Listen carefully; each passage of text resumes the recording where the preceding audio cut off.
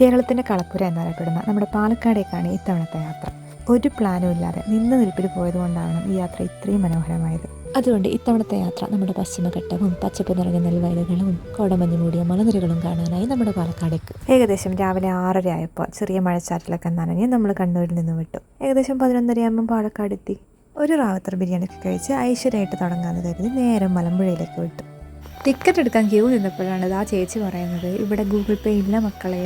ലിക്വിഡായിട്ട് ആകെ നമ്മുടെ കയ്യിലുണ്ടായിരുന്നത് 40 രൂപ, പക്ഷെ വേണ്ടിയിരുന്നത് 60 രൂപ. ഒരു 20 രൂപ കിട്ടാൻ വേണ്ടി നമ്മൾ വീണ്ടും പാർക്കിംഗ് ഏരിയയിലേക്ക് പോയി അവിടെ നിന്ന് ഒരു ഐസ്ക്രീം വാങ്ങി. ഐസ്ക്രീംകാരന് ഒരു 20 രൂപ എക്സ്ട്രാ പേ ചെയ്തുകൊണ്ട് അയാളോട് ലിക്വിഡായിട്ട് 20 രൂപ വാങ്ങിച്ച് നമ്മളെന്താ ടിക്കറ്റ് എടുത്ത് മലമ്പുഴ ഡാമിലേക്ക് കയറി. ഇത്ര കഷ്ടപ്പെട്ട് കയറിയത് ചെറിയ രീതിയിൽ നമുക്ക് നഷ്ടമായിട്ടുണ്ട്. കാരണം ഒരു വശത്ത് നല്ല മനോഹരമായ കാഴ്ചകൾ കണ്ട് നമ്മൾ ആസ്വദിക്കുമ്പോൾ മറുവശത്ത് ഇത്തരം ഒരു പാർക്കാണ്. ഈ പാർക്കിലേക്ക് പ്രവേശനമില്ല, കാരണം എന്തോ മെയിൻ്റനൻസ് നടക്കുന്നത് കൊണ്ട് ഇത് കാണാൻ പറ്റില്ല എന്നാണ് അവർ പറഞ്ഞത്.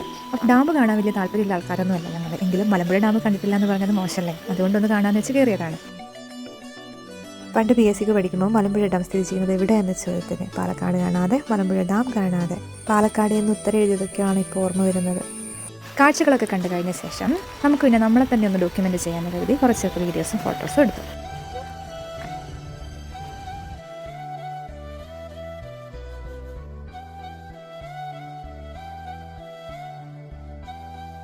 ചെറിയൊരു മഴക്കാറൊക്കെ ഉണ്ടായിരുന്നു. ആ രീതിയിലുള്ള ഒരു പ്രകൃതി ഭംഗിയാണ് ഇപ്പോൾ നിങ്ങൾ കാണുന്നത്. അതുകൊണ്ട് വലിയ വെയിലുണ്ടായിരുന്നില്ല. പിന്നെ അവിടെ പ്രത്യേകിച്ച് വേറൊന്നും കാണാനില്ലാത്തതുകൊണ്ട് പെട്ടെന്ന് തന്നെ അതിനടുത്തുള്ള ഒരു ഏകദേശം 5 കിലോമീറ്ററിനടുത്തുള്ള ഒരു കൊച്ചു ഭൂപ്രദേശമാണ് കവാദ്വീപ്. അവിടേക്കാണ് ഇനിയുള്ള യാത്ര. വൻമരങ്ങളും പാറക്കല്ലുകളും ഒക്കെ നിറഞ്ഞിട്ടുള്ള ഒരു റൂട്ടായിരുന്നു അത്. സൂര്യാസ്തമയ സമയത്തൊക്കെ പ്രകൃതി ഭംഗി ആസ്വദിക്കാൻ പറ്റിയ സ്ഥലം. കന്നുകാലികൾ മേഞ്ഞു നടക്കുന്നു, കാർമേഘങ്ങൾക്കിടയിലൂടെ വെയിലരിച്ചിറങ്ങുന്നു, ഭൂമിയെ തൊടുന്നു. ഒരു നല്ലൊരു കാഴ്ച. പിന്നെ ഡയറക്ടർ ചമയുന്ന കെട്ടിയവൻ്റെ ആഗ്രഹപ്രകാരമുള്ള വീഡിയോഗ്രാഫി.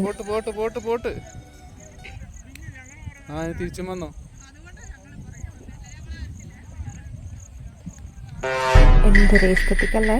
കുറച്ചുകൂടി ഉള്ളിലോട്ട് പോയാൽ കുറേ ജലാശയങ്ങളൊക്കെ കാണാനുണ്ട് കേട്ടോ. നമ്മൾ അങ്ങോട്ട് പോയില്ല, പകരം നേരെ ചായ കുടിക്കാൻ വേണ്ടിയിട്ട് അവിടെയുള്ള തട്ടുകടയിലേക്ക് കയറി. പിന്നെ നമ്മൾ എവിടെ പോയാലും ഇങ്ങനെയൊക്കെ ആൾക്കാരുണ്ടാവും കൂടെ. അവനെയും കുറച്ച് തീറ്റിച്ച് കൊച്ചു വർത്താനൊക്കെ പറഞ്ഞ് കുറേ നേരം നമ്മൾ അവിടെ ഇരുന്ന് ആസ്വദിച്ചു. അവിടുത്തെ പരിപാടിയൊക്കെ കഴിഞ്ഞ് നമ്മൾ ഇറങ്ങാൻ നോക്കുവാണ്. പക്ഷേ എവിടേക്കും എന്നുള്ളതൊരു ക്വസ്റ്റ്യൻ മാർക്കായിരുന്നു. നേരത്തെ പറഞ്ഞല്ലോ നമ്മൾ പ്രത്യേകിച്ച് പ്ലാനൊന്നും ചെയ്തിട്ടില്ലാത്ത യാത്രയാണെന്ന്. ഇടയ്ക്ക് ഇങ്ങനൊരു സ്പോട്ട് കണ്ടപ്പോൾ അവിടെ ഇരുന്ന് വർത്താനൊക്കെ പറഞ്ഞു, കുറച്ച് ഫോട്ടോസ് എടുത്തു, വീഡിയോസ് എടുത്തു, നേരെ കൽപ്പാത്തി വിട്ടു. കൽപ്പാത്തി ഗ്രാമത്തിൻ്റെ സാന്നിധ്യം വിളിച്ചു പറഞ്ഞുകൊണ്ട് കർപ്പൂരത്തിൻ്റെയും നെയ്വിളക്കിൻ്റെയും ചന്ദനത്തിരിയുടെയും ഒക്കെ ഗന്ധം കാറ്റ് പരത്തുന്നുണ്ടായിരുന്നു. അതുപോലെ സന്ധ്യാനാമത്തിൻ്റെയും അമ്പലത്തിലെ മണികളുടെയും പാട്ടുകളുടെയും ഒക്കെ ശബ്ദങ്ങൾ കൂടി വരുന്നുണ്ടായിരുന്നു. നമ്മുടെ മനസ്സിനെ ശാന്തമാക്കുന്ന എന്തോ ഒന്ന് ആ അന്തരീക്ഷത്തിൽ നമുക്ക് ഫീൽ ചെയ്യുന്നുണ്ടായിരുന്നു. ഈ ഒരു സമയത്തിൽ അല്ലെങ്കിൽ ഈ ഒരു സായാഹ്നത്തിലെ കൽപ്പാത്തിയെ നിങ്ങൾ ഉറപ്പായും ഒന്ന് എക്സ്പീരിയൻസ് ചെയ്യേണ്ടതാണ്. അതായത് തിരക്കേറിയ കൽപ്പാത്തി ഗ്രാമത്തെ ആത്മീയതയിലൂടെ ഒരു സമാധാനപരമായ ഇടമാക്കി മാറ്റുന്ന ഒരു സായാഹ്നമാണ് നമുക്കവിടെ അനുഭവിക്കാൻ കഴിഞ്ഞത്. കുളിക്കാത്തതുകൊണ്ട് അമ്പലത്തിൽ കയറാൻ പറ്റില്ല. അപ്പോൾ അതിൻ്റെ പുറത്തുനിന്നൊരു ചേച്ചി നമുക്ക് പ്രസാദമൊക്കെ തന്നു കേട്ടോ. പിന്നെ ആഗ്രഹങ്ങളൊക്കെ ഒന്ന് കാണാൻ വേണ്ടി അതിലൂടെ നടക്കാനിറങ്ങി. ആ നടത്തം ഒട്ടും നമ്മളെ ബോറടിപ്പിക്കുന്നുണ്ടായിരുന്നില്ല. എന്തൊരു രസമായിരുന്നു എന്നറിയാം. ഈ ഒരു സ്ഥലം നമ്മളവിടെ പിടിച്ചു നിർത്തുമായിരുന്നു. അപ്പോഴാണ് ഈ ഇൻസ്റ്റയിലൂടെയൊക്കെ വൈറലായ മദർലാൻഡ് മസാല സോഡ ഇവിടെ അടുത്താണെന്ന് അറിഞ്ഞത്. അതറിഞ്ഞപ്പോഴാണ് പാലക്കാട് വന്നിട്ട് മദർലാൻഡ് മസാല സോഡ കുടിക്കാതെ ഞാൻ പാലക്കാട് വിടില്ല എന്നൊരാൾ പറയുന്നത്. അങ്ങനെ അവിടെ ഒന്ന് കയറി ആൾ മദർലാൻഡ് മസാല സോഡയെ കുടിച്ചു. ആൾക്ക് ഭയങ്കരമായിട്ട് ഇഷ്ടപ്പെട്ടു. അവിടെയുള്ളൊരു സ്റ്റാറ്റസ് ഇട്ടപ്പോഴാണ് പുള്ളിയുടെ ഫ്രണ്ടായ കൃഷ്ണദാസ് സാറ് നമ്മളെ വിളിക്കുന്നത്. അവിടെ അടുത്താണ് ആളുടെ വീട്, ഇന്നത്തെ സ്റ്റേ അവിടെ ആക്കാമെന്നും പറഞ്ഞുകൊണ്ട്. അങ്ങനെ ആളുടെ വീട്ടിലെത്തി. അവിടെ എത്തിപ്പെടുന്ന ഇങ്ങനെ 2 പേര് അവിടെ ഉണ്ടായിരുന്നു. ബിവെയർ ഓഫ് ഡോഗ്സ് എന്നൊക്കെ വെച്ചിരുന്നു, പക്ഷെ ഇത്രയ്ക്ക് ഫ്രണ്ട്ലി ആകുമെന്ന് നമ്മൾ വിചാരിച്ചില്ല. പിന്നെ അന്ന് അവിടെ സ്റ്റേ ചെയ്ത് പിറ്റേന്ന് രാവിലെ ഒരു 6 മണിയായപ്പോൾ നമ്മൾ ഇറങ്ങാൻ വേണ്ടി നിൽക്കുവാണ്. നെല്ലിയാമ്പതി പോകാനായിരുന്നു അന്നത്തെ പ്ലാൻ. ആ വരുന്നതാണ് കൃഷ്ണപ്രസാദ് സാർ. റിട്ടയർഡായിട്ട് 4-5 വർഷമൊക്കെ ആയി. അതിനുശേഷം ആൾ കൃഷിയും കാര്യങ്ങളായിട്ട് മുന്നോട്ട് പോവുകയാണ്.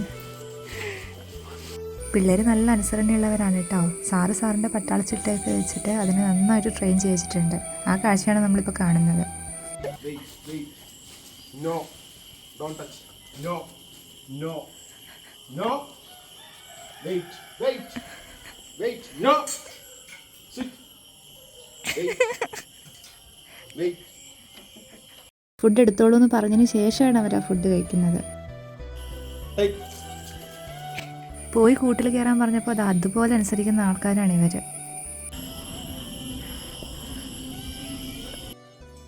ഡോഗ്സ് മാത്രമല്ലാതെ ഇതുപോലുള്ള ഐറ്റംസും അവിടെയുണ്ട്.